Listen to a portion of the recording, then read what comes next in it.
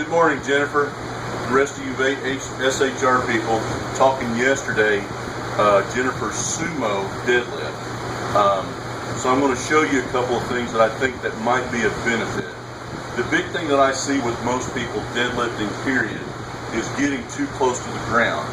And I like to use a technique that I call creating length. I've got another YouTube video that explains that. But what I'll do is I'll give you a brief explanation. What happens with most lifters, regardless of stance, we have a tendency to get down to the bar and get as low as possible. And what that does, if you look, Jennifer, at your video, your starting position, look at how far the fanny is sticking out. What we want to do is bring that back under us a little bit, nice and tight.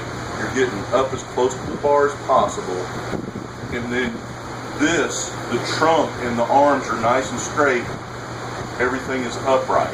And what that does is the further away we can start from the ground, the shorter our stroke, the less distance we have to pull. So this is what I see. Is you're getting down and you're back away from the bar, but that butt is out. So when we pull, look at where my shoulders are versus the bar. As soon as I break from the floor, that weight is going to want to shift. It's going to put me on my toes, so we have less pulling power. And we have we created more length to pull by being forward. So what I want you to work on, one, is sumo is sumo. Once you get the grip to where it has to be inside your legs, you're sumo. We can call it modified sumo, we can call it whatever, but it's sumo. So find a place that you're actually comfortable and that generates power, okay? So bring in your stance ever so slightly, and then the grip, that's why I was asking for a front shot. It looked like your grip was in tight, so it gives you no space for any of this to drive through, okay? So let's shoulder width, get down to the bar, and then instead of pulling here, we're going to pull ourselves into shape. What I mean by that, we're going to take the slack out of the bar, everything's tight, and then you're going to pull yourself down to the bar and get into the proper pulling position. You're not going from loose to tight and try to pull.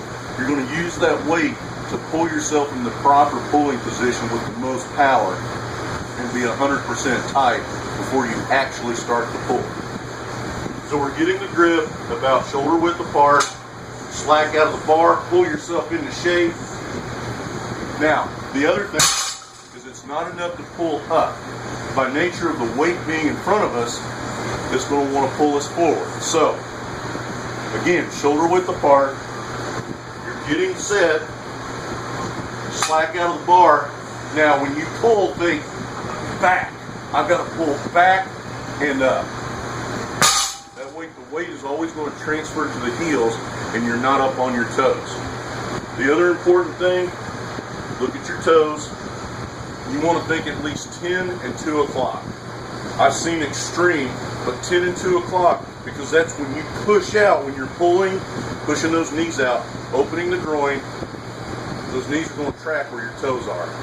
If we're here, the groin's going to overpower the hips, and we're going to lose our power. So, in your body, you've been pulling conventional. Again, it's the same idea. You want to pull the least amount of distance. Grab the bar, slack out, pull yourself down, pull back and up. Any questions? Feel free to text me, email me. Hopefully this generates some discussion on Facebook and SHR. Good luck.